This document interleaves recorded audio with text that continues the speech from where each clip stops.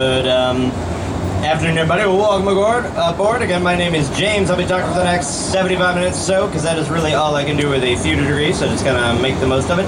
Lots to get through. We're gonna go all three branches of the Chicago River, talk about some important buildings and what styles they fit into, talk about 4 different architectural styles today, I believe. Gonna talk about some who designed them and how they all fit together. It's all connected. Gonna also talk about some folklore, some history, maybe some other stuff too, important stuff, and I'll talk about my cats. Got 4 cats. One of those named Chef Commissioner Jim Gordon Ramsay. We just call him Gordon for short. And I don't know, maybe I'll tell you I played my first D&D game this weekend. Maybe I'll tell you about that. Probably not, but maybe. Right now, really want to get some background history out of the way, establish some context. Oh, that word a lot today, context actually. Context of the buildings, context of all these buildings need a foundation, right? And you need a foundation before we can talk about the buildings. So, let's do that. So we got our first couple visitors to the area back in the 1670s. Look like you're part of a J. Crew catalog. 60s, a French guy named Jacques Marquette and a Canadian named Louis Joliet. They showed up, they looked around, they saw lots of mud, and then decided to go someplace else. Wasn't really much to look at back then. This whole area was just a big old swamp. The river itself is just 3 or 4 feet wide, a couple feet deep, and then all along the banks of the river there grew this smelly wild onion sort of thing that the natives called chickaqua, which translated from the Illinois Miami language means something along the lines of skunk cabbage. So that's for good a name, which is awesome. Got another important visitor about 100 years later, French and Haitian fur trader named Jean-Baptiste Pointe de Sable. Saw a little more potential to be had with the river and the lake together, so he stuck around, established the first fur trading post in the area, which is right up here, and is considered to be Chicago's first permanent non-Native American resident, the founder of Chicago. So pretty important, got the ball rolling. A little later, 1803, U.S. government moves in, builds Fort Dearborn right across the river to protect the settlers, facilitate westward expansion. Fort Dearborn was then burned to the ground and everyone inside massacred during the War of 1812, so good job there. Rebuilt in 1816, then 1833 we became a town, 1837 we get upgraded to city status, and I'll get back to that stuff later. Right now I want to talk about the first of our 4 architectural styles for the day, that being the Beaux-Arts style, B-E-A-U-X, arts if you're taking notes, basically French for fine arts. And our first Beaux-Arts building is the Wrigley building up to the right. Beautiful Spanish Renaissance clock tower, highlighting or kind of crowning a mishmash of ornamentation from different times and places throughout Europe, and covered in 250,000 individual glazed white terracotta tiles. Built in 1921 and 24 by Graham Anderson Probst & White. Very ornate. The Beaux-Arts style is a very cumulative, very eclectic form of architecture.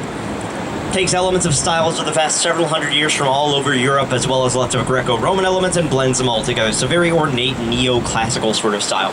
The London Guarantee and Accident building to the left here, another example of that, built in 1923 by Alfred Oschler. So up at the top, you got that Tempietto, or little temple, sweeping balustrades, lots of columns, so Greco-Roman, neoclassic elements blended together, very ornate, Beaux-Arts style. One more example of the Beaux-Arts style before we move on to something more modern. Again, up to the left with the green scaffolding. Up top, usually a dome there, and those Tempiettos on each corner. That is the old Jewelers building, 1926 by Thielber and Fugard. Featured pretty heavily in Transformers 3, Batman Begins, lots of other stuff. One of its coolest features early on, though, was its car elevator, so the jewelry merchants could drive into the building, go directly up to their offices, so they didn't have to worry about walking around with a briefcase full of diamonds or whatever, because that would have been kind of silly, even in the 20s.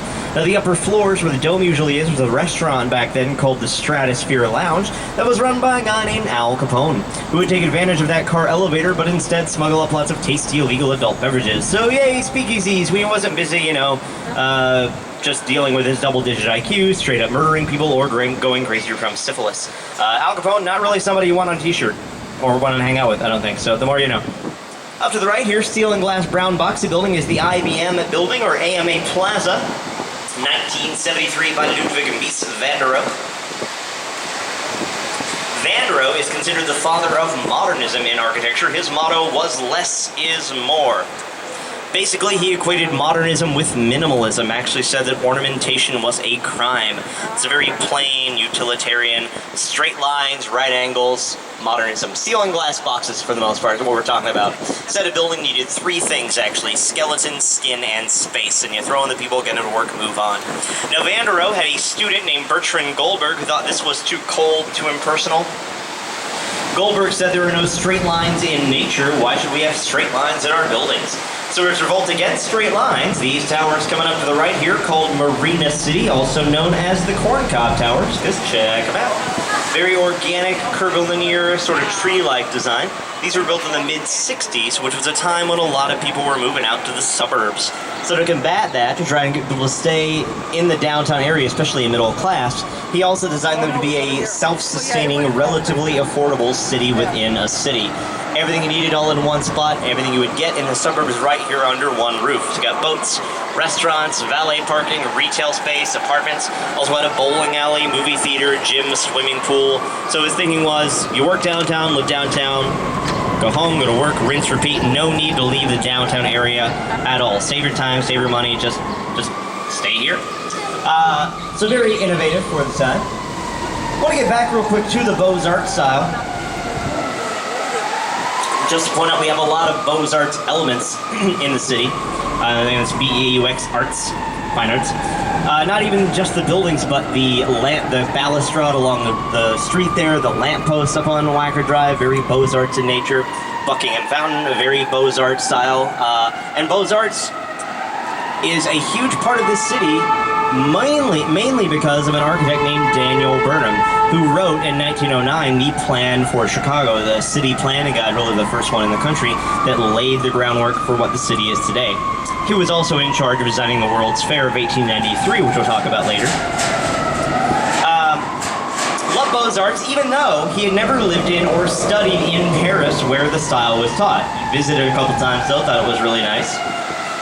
Burnham had a co-worker and a contemporary named Louis Sullivan who had studied in Paris at the École des Beaux-Arts, School of Fine Arts, so he was very familiar with the Beaux-Arts style, but kind of done with it, kind of ready to move on, thought it was old-fashioned, backwards. Sullivan had also worked for William LeBaron Jenney, inventor of the interior steel frame, which is the thing that allowed us to start making skyscrapers, the home insurance building in Chicago having in the first of the big old 10 stories. So Sullivan figured, we got this new technology now, this metal frame, why are we still doing the same derivative stuff over and over again? It's been done to death all over Europe, and we're not Europe, we're America. So he said, let's do something new, something different, something uniquely American that really takes advantage of this new technology. And what he came up with became known eventually as the Chicago School style, based around his motto, Louis Sullivan's motto, form ever follows function, or just form follows function. He just thought the shape of a building should match the purpose, don't need extra stuff. We have an example of the Chicago School style just up to the right here, and you can see it utilized a masonry-clad steel frame, lots of big windows to show we're no longer tied to the load-bearing wall, three-part structure like a column base shaft capital to really show off the height we could achieve with this new technology, and pretty minimal ornamentation. You'll notice, first of all, with the big windows, not a lot of room left for extra ornamentation, and second, his motto again, form follows function. Ornamentation does not really serve a function for the most part, and therefore should not be part of the form. If it's not doing anything, we don't need it, you should leave it off. So this Chicago school style, as pioneered by Louis Sullivan, is definitely a precursor to modernism and Van der Rohe's less is more deal. One of my favorite styles, though, overall, is Art Deco, and a great big example of that over to the right. This massive building is the Merchandise Mart, 1931 by Graham, Anderson, Probst, and White. This was originally commissioned by Marshall Field to consolidate 13 of the Marshall Field's warehouses into one building, so it's really, really big. We'll get a nice wide shot for you on the way back. Art Deco is a nice counterpoint to the Beaux-Arts style. That Beaux-Arts is about the past, Art Deco is about the future. So instead of all that swirly neoclassical stuff, now we have bold vertical lines reaching up to the sky, again to show off the height of the building. We have sharper angles, lots of geometric shapes, very repetitive factory-made looking details. It was all about glorifying man's industrial potential.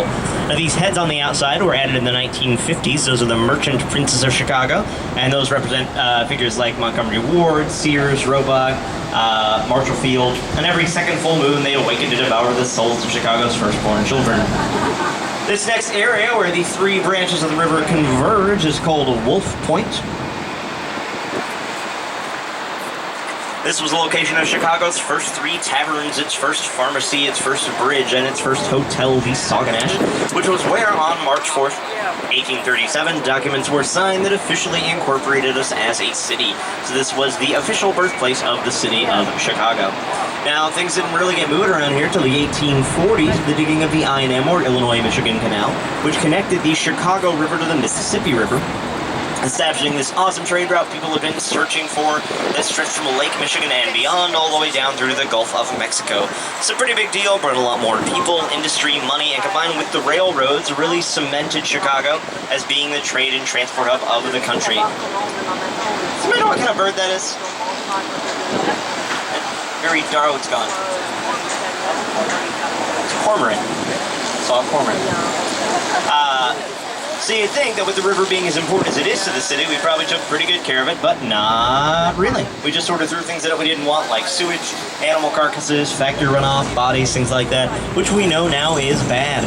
What made it worse is that the river emptied into Lake Michigan, and Lake Michigan is where the city got its drinking water.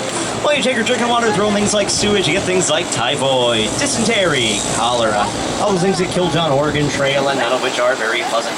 So a lot of people were dying of these horrible waterborne illnesses, till finally in 1889, an organization was formed called the Metropolitan Water Reclamation District of Greater Chicago. This task force set up to combat water pollution, but not just by cleaning up the river.